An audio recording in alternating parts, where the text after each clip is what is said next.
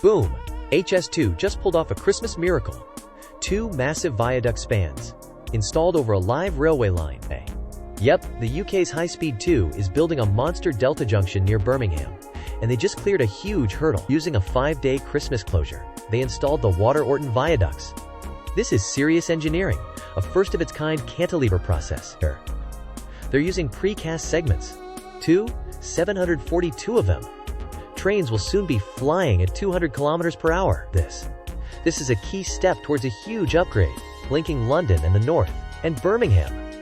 Want the full story? All the juicy details? Check the link in the comments now.